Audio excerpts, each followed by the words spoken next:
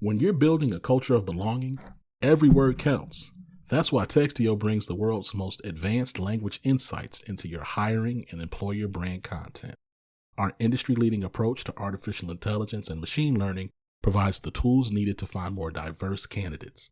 In short, Textio builds more equitable workspaces, guiding businesses and writing more inclusive job posts. And we're building on that success by bringing even more products to the market for all people who share our belief that language matters. Words have power, and at Textio, we harness that power to increase the access and availability of value-driven work for everyone.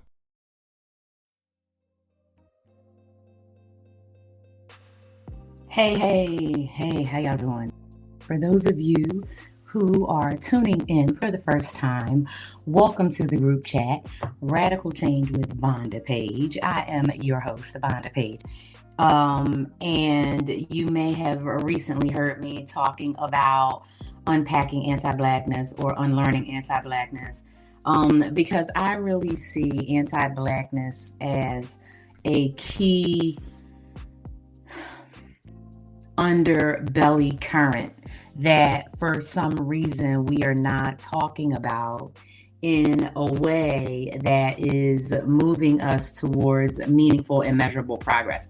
And that is very disturbing to me because what I keep saying over and over is this constant deflection and this constant distraction and this constant downplaying of the lack of action, lack of accountability, lack of movement in any meaningful and measurable way when it comes to Black people in corporate America, when it comes to Black people in institutes of higher learning, when it comes to Black people in positions of power. And frankly, I'm tired. And I made a conscious decision and a conscious effort that beginning today, August 1st, that I am no longer going to hold my genius back from the world.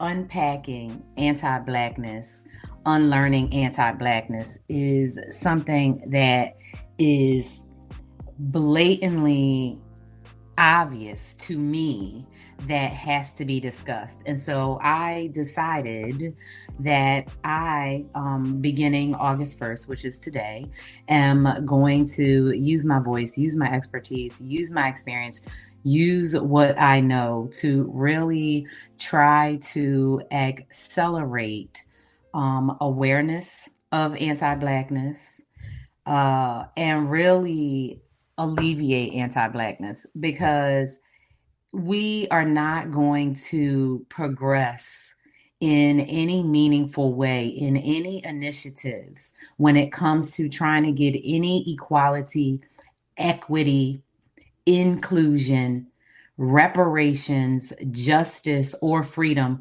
for Black people unless anti-Blackness as a whole is addressed. We are not going to get wholesale, writ large, meaningful, measurable change, progress, if we do not address anti-Blackness. Anti-Blackness is what allows white people, brown people, Asian people, other people who do not look Black the opportunity to be above Black people in their minds, and as a man thinketh, so he do, right? And so as you think is how you act. Now, you may not say to yourself, oh, I grew up and I went to a school where somebody told me Black people were inferior. You may not have had the kind of public school curriculum that told you, that Africa was like this undeveloped place with savages and like they really did Black Africans a favor by bringing them over here. Whether or not that is your experience is really irrelevant. What is relevant is how your internalized anti-Blackness operates in its conditioned state, which then shows up in how you behave and how you operate. So let's take it to George Floyd, because some of you may know, after George Floyd's murder, and then seeing how corporate America responded to the protests and everything, it just really, to me, woke me up and let me know it was time to drive the radical change that's necessary. And so I founded my company. So Radical Change LLC, the LLC stands for Leaders Learn Change, which is my blueprint. But Radical Change, Leaders Learn Change, is a boutique advice and guidance consultancy. And I really focus on up leveling leaders who are ready to meet the moment, because the things and the challenges and the opportunities we face right now are extremely significant. The challenges and the opportunities we face right now require new ways of thinking, new ways of doing things, new ways of operating. And we have got to level up in a whole new way. We have got to decide and then operate within that decision and move accordingly. So when I think about how anti-Blackness really hinders any substantial, sustainable movement in the DEI era, I really think about it from the standpoint of how many Black people have had roles such as Chief People Officer, Chief Diversity Officer, Chief DEI Officer, Senior DEI Lead of this, Senior DEI of that. How many people that have been Black, whether of any gender identification, of any age, how many Black people have you seen or heard about who shared a significant, meaningful, and measurable result they made when they went in a company as their Chief Diversity Officer, Chief People Officer, Chief Talent Officer, Chief Human Resource Officer, whatever the heck you want to call it, and really did something that was meaningful and measurable for the actual people that work there, and not meaningful and measurable for the stockholders, the board of directors, and the C-suite. Because the bottom line is that there is opportunity for us to unlearn anti-Blackness, for us to understand anti-Blackness. Because how would a Black person that ascends, it's these new braces, I'm getting used to them. How does a Black person ascend to extreme heights of success in corporate America, and at the same time, nothing changes for the Black people that work in customer service?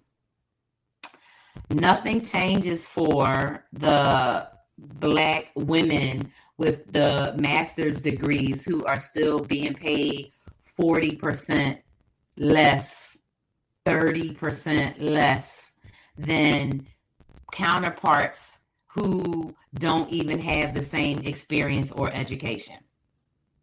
How many companies that you can publicly just look at on the internet to see have been sued by employees just since the pandemic?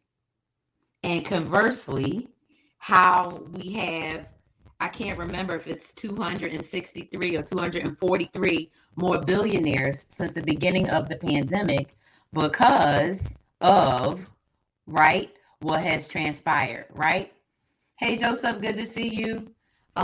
So, the thing is, we have to look at things as they are, as opposed to as we want them to be. And the way they are is that because of anti-Blackness, because of this undiscussed,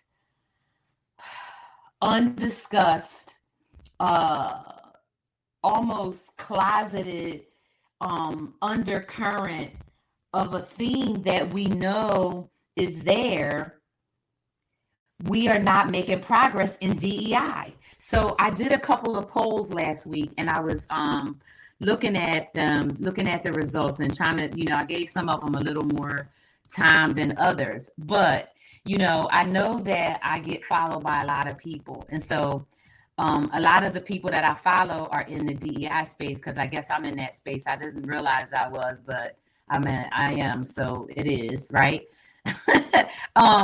But what I learned with some of these polls is, so first, right, the one I said, hey, DEI executives, leaders of DEI teams, and managers of college corporate internship programs, have you watched any of the below movies, series, or shows? And I said, I'm working on, my research. So 79 people voted. And out of the 79 people voted, right, 42% said they saw The Color Purple. 23 and 24 said 13th and Alex Haley's Roots, and 11% said they see us. They saw When They See Us. I think that is super interesting that 79 people voted, but something like 1,100 people saw the post, right? And so they just chose not to engage in it, because one thing that I have found is that a lot of times people that are in these spaces that are doing this DEI work, if they are not Black, they have not done the requisite research and taken the time to try to understand the Black experience from a Black perspective. So I asked a question about these movies just to get an idea if DEI executives and leaders of these teams have watched these movies. Now I have 5,000 people following me, and probably 2,000 of them are DEI people. 79 people voted, so maybe that's pretty good. But I just would think more people would have seen 13th, more people would see Roots, more people would see When They See Us, because When They See Us, right, is and 13th are more modern, right, than Alex Haley's Roots and The Color Purple, and they give more of an indication on today's impact, right? Today's impact of systemic racism, who thrives, right, on anti-Blackness. So when I think about Black people being in positions, whether it's in government or in schools or whatever, and there's only ever one or two up there. They never have a Black staff of people working under them. They only have other people that are not Black working with and around them, right? And they tell the Black people that, oh yeah, we're working for you and we're trying to do this and we're trying to do that, but nothing ever changes. It's kind of like churches in inner cities where the pastors have helicopters and airplanes, and they got so much diamond and jewelry, and they got 4 and 5 houses, but every house in the neighborhood where the church is dilapidated and broke down. Why? How is the pastor thriving in the middle of a rundown community? How is that making sense? So how is it that you can get 1 or 2 Black people up in some high position in a big company, but the other 12% of Black people never make it beyond the first or second level, when Black women are the most educated population in our American workforce, but we only have 2% of the leadership jobs? It doesn't make any sense. Somebody has to make the math, because it doesn't. And so what I say, and I'm going to be saying it more and more often, and I was listening to 50 Cent this morning in the Game, and Game said, love it or not, the underdog's on top, right? But then they said, I'm gonna keep on shining till my heart stops. But then after that, then they said, I ain't going nowhere. So, prepare to get sick of me, basically, because I'm gonna be literally right here in your face, and I'm going to be talking about things to move the conversation has to move to action at some point, because I am so sick of people talking about DEI. I have an article that I'm doing some final editing on that I'm going to publish today. because I'm just so fed up with all of the pretending and the gaslighting around DEI as a whole industry. I am so tired of people trying to act like it's really doing something when it's not, because we have known for 30 years, and I printed out another report last night. On diversity, equity, inclusion at work, and this is written by a white lady.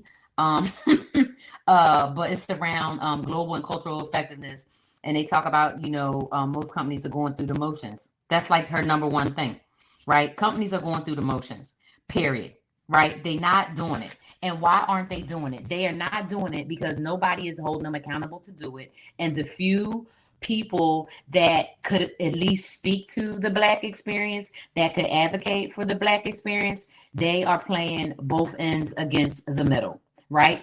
Because they're focused on getting their seven-figure payouts, and they are not worried about the rest of the Black people. And so at some point, we have got to call out DEI for what it is. It's nothing but a distraction technique to placate Black people for the time being, because everybody else is getting rights just like back in the day, right?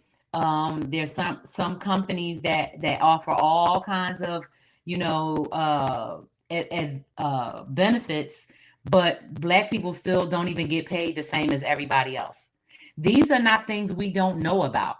These are not things we can't do something about. These are not insurmountable things. These are things that are held up because of anti-Blackness. These are things that are held up because people refuse to acknowledge that somewhere in their subconscious, they were taught that Black people don't deserve whatever, don't deserve equality, don't deserve to live in nice houses, don't deserve to be happy, don't deserve whatever. Because if that was not the case, back to Jane Elliott, if that was not the case, then why are you allowing it? Because you wouldn't allow that treatment for yourself.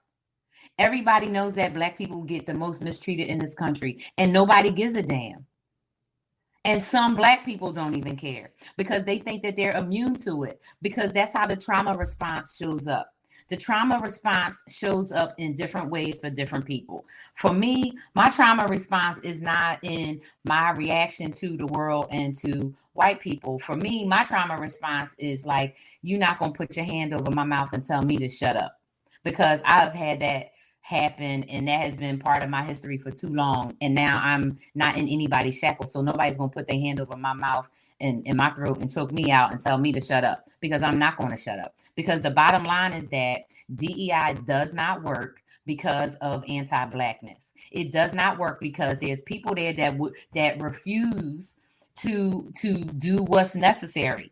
And it's not just people in these positions, because every publicly traded company has a board of directors. And those board of directors, if the company is publicly traded on the stock exchange, yes, they are responsible for their shareholders, and they're responsible first to the biggest shareholders. So if I take round numbers, if they have 100 shareholders, they have 100 shareholders, and 5 of those shareholders own 90% of the stock, that's who they listen to. If their shareholders don't give a shit about diversity, equity, inclusion, there's no diversity, equity, inclusion happening. So what I want to challenge those DEI executives, those people in those chief diversity officer roles, is I want to challenge you, right, to examine your comfort level with being a token, to examine your comfort level with being a figurehead, examine your comfort level with being a person that's just put in place just to keep the other Black people quiet.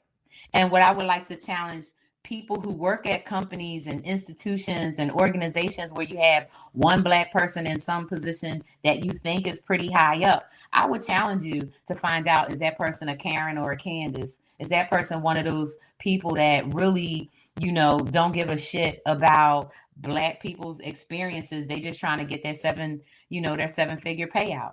And I'm not mad at anybody trying to make money in corporate America, but what I am mad about is the exploitation of Black people.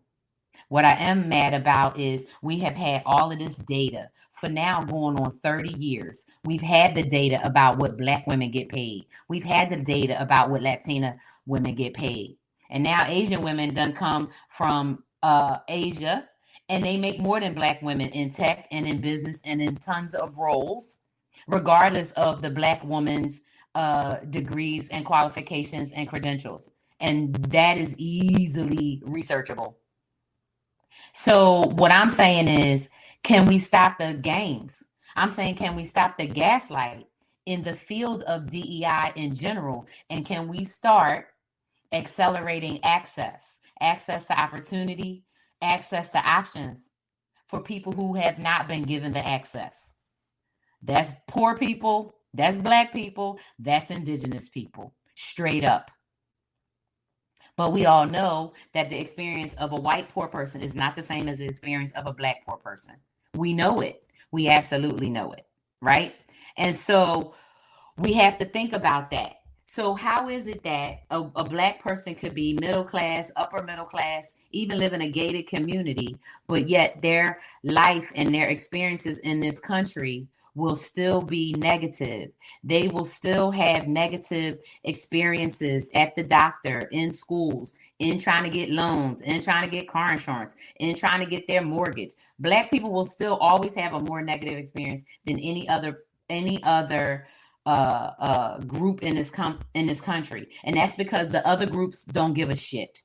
That's because of anti-Blackness. So anti-Blackness is when you can say to yourself, well, at least I'm not Black, I don't have to worry about it. That's not me, I don't have to do it. At least I'm not Black.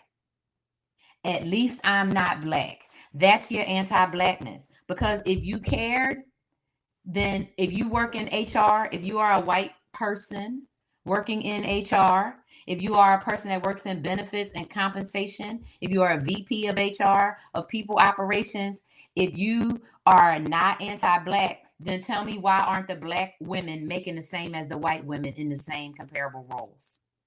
It's because in your mind you think they should be paid less. It just is.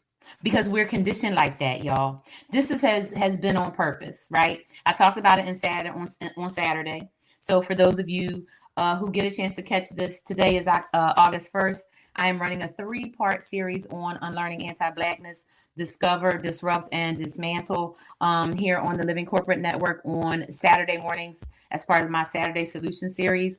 Part 1 was on July 30th. You can still catch the replay. Part 2 is going to be August 6th. And part 3 is going to be on the 13th. And in unlearning anti-Blackness, right, I talked about this because we have to recognize that we have been bamboozled, okay, as Malcolm said, okay, we have been bamboozled. We have been taken advantage of. We have been lied to. And our continuance to remain in this state is up to us. And so my thing is, we know what the statistics and things are when it comes to diversity, equity, inclusion. We know that Black women are still, the lowest paid. We know that trans women, nobody gives a shit about Black trans women. We know that. But why won't white people do something? So for those of you who are podcast junkies, or fans of mine, you might want to check out my new podcast, When White People Have Had Enough. Basically, I talk about, all of the things happening and the inaction of white people. And basically, y'all are the ones that can make the change out here, right? Black women, Black people, all we can do is keep on doing what we're doing. But it's not enough of us empowered to do anything, number one. And number two, those of us who have high positions, a lot of them are figurehead positions, and we're never going to be able to accomplish anything meaningful or measurable because of the organizations that we're in. The organizations make plenty of money without being diverse. So that's never going to be a valid argument that's going to make a company do diversity, equity, inclusion. They are never going to change anything until the pain of staying the same is greater. And the pain is never going to be greater until there's a collective action. And that collective action has to be led and done by white people.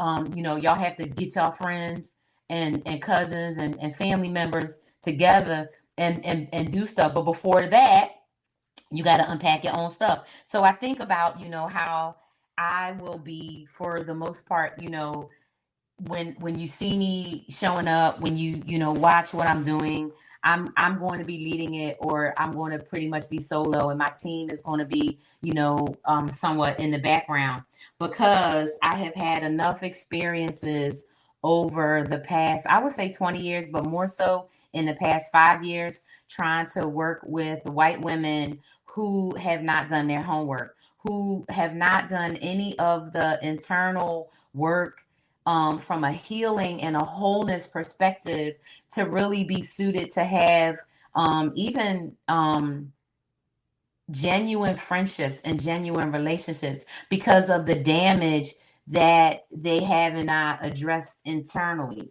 So real quick, I'm going to take a few minutes to talk about when I say things that white people need to address internally or the damage. What do I mean? So white people, if you are descendants of the Mayflower or anybody who came here in the 15th, 16th, 17th, 18th, or 19th century, you are in probably one of two camps in terms of your ancestry.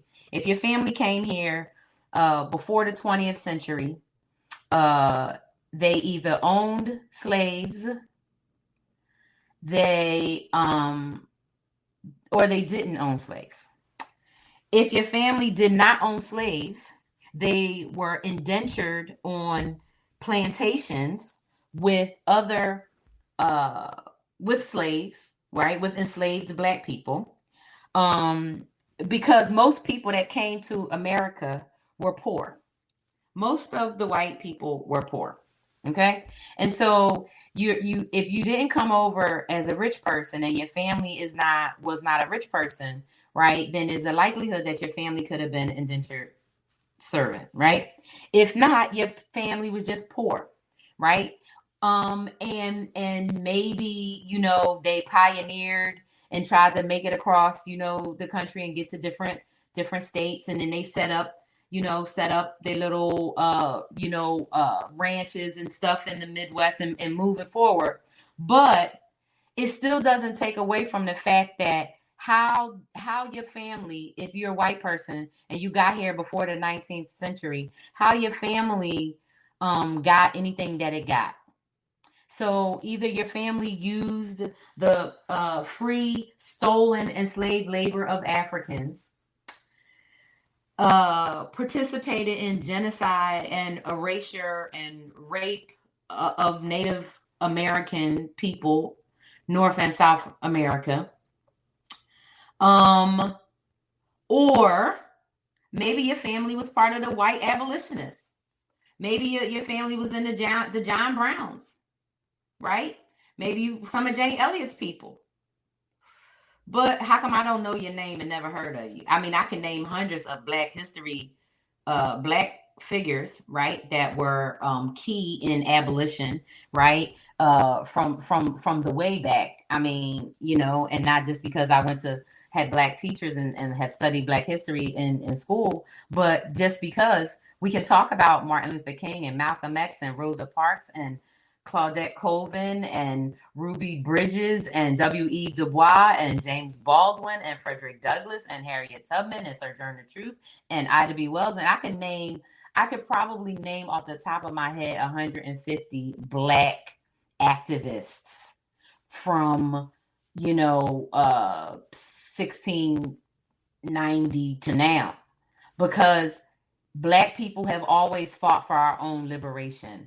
Black people have always fought for our own freedom. Black people have always fought to be heard, to be listened to. At the beginning of the show, I played I Am Human by Dion Farris. And I want to know what other group of humans ever had to sing a song saying, I am human. I mean, literally, like, why? It's because of anti-Blackness.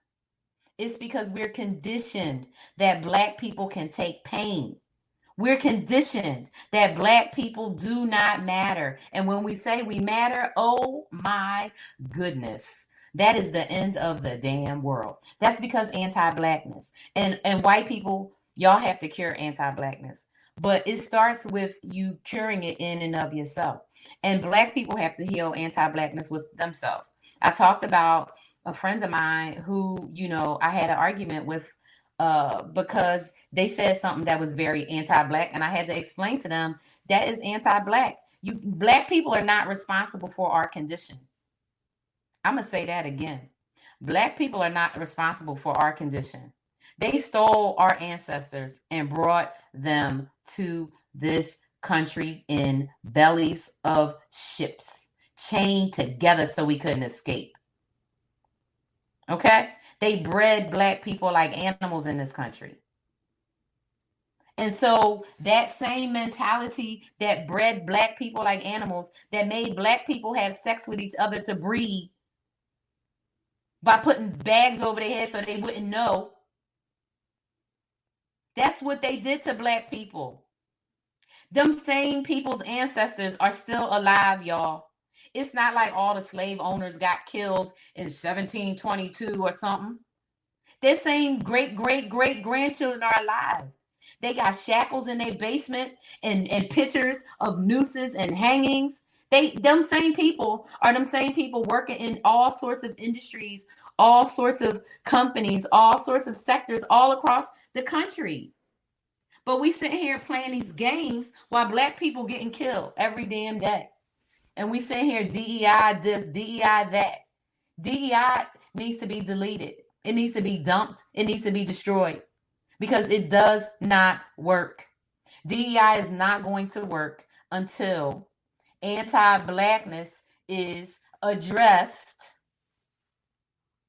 and alleviated. But it's not going to be alleviated if we keep playing these games and we keep on, getting with the gaslight, as I like to say, and acting like it's not a thing. We're letting people tell us what we know is not true. We're letting people tell us that what Black people can't be paid fairly. Why not?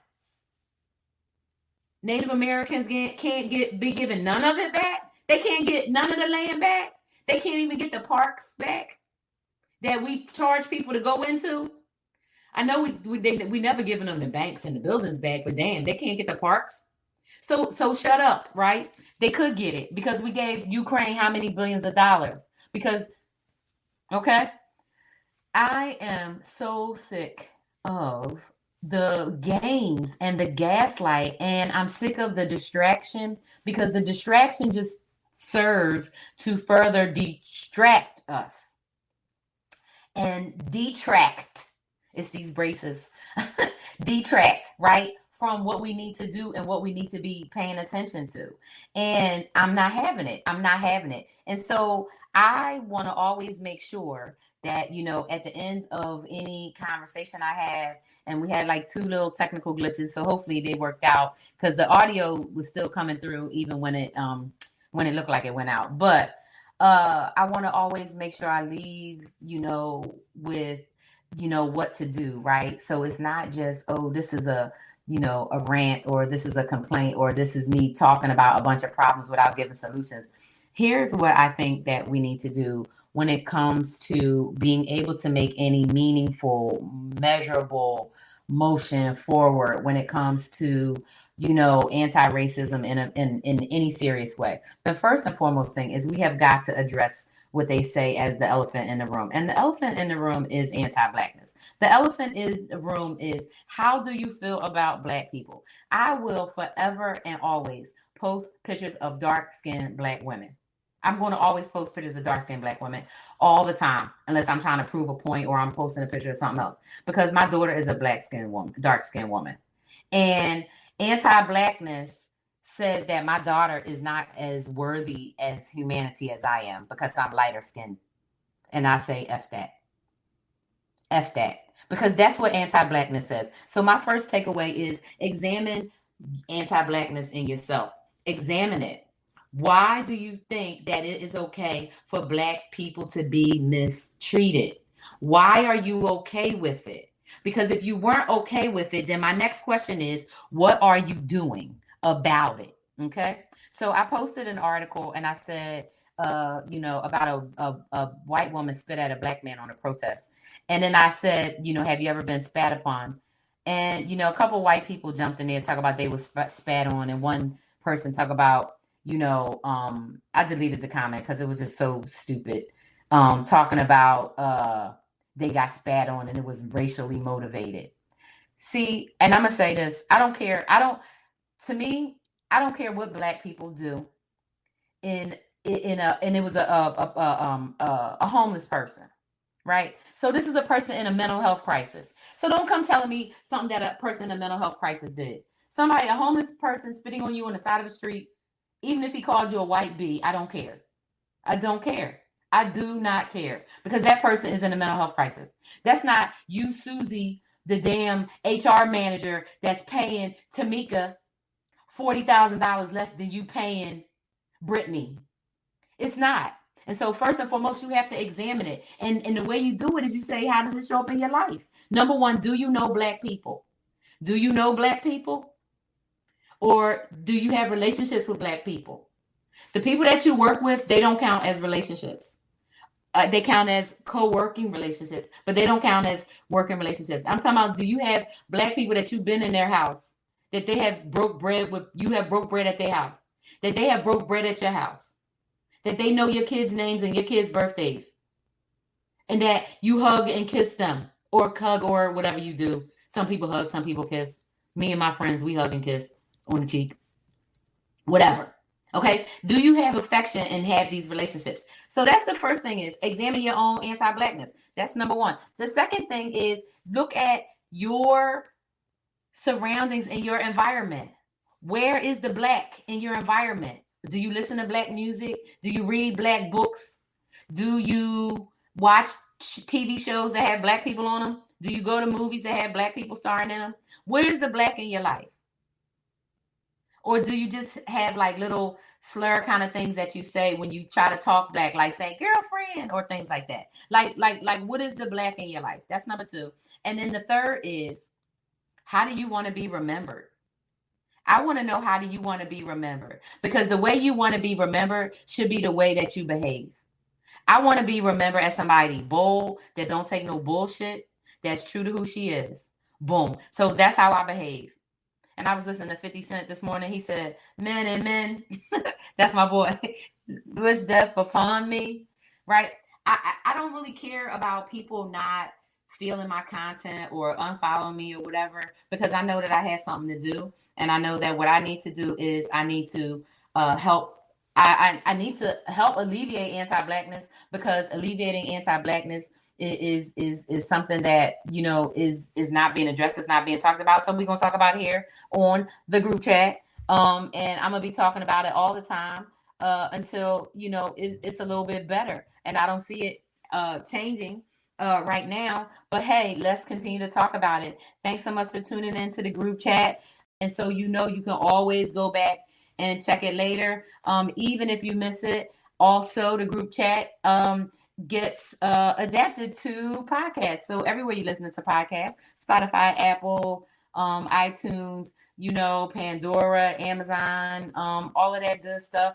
And you can also check out my very new podcast, When White People Have Had Enough. That talks all about, you know, the things that are happening. And, you know, it's really a wake-up call for white people, because you are the ones that are going to be going through something that you're not ready for, that you're not used to, that you're not even going to believe could happen, because right now you're sitting idly by and letting it happen. So that podcast is all about that. So it's kind of serious, but, you know, I think it's good. So check it out and let me know what you think. So, hey, thanks always. I will talk with you soon. Thanks for joining the group chat on Living Corporate. Bye-bye for now, y'all. Living Corporate is brought to you by Doximity. Doximity is committed to fostering an inclusive and diverse work environment where differences are valued, practices are equitable, and employees experience a sense of belonging that allows them to bring their full, authentic selves daily. As medicine's largest network, there's an elevated level of responsibility to everything we do.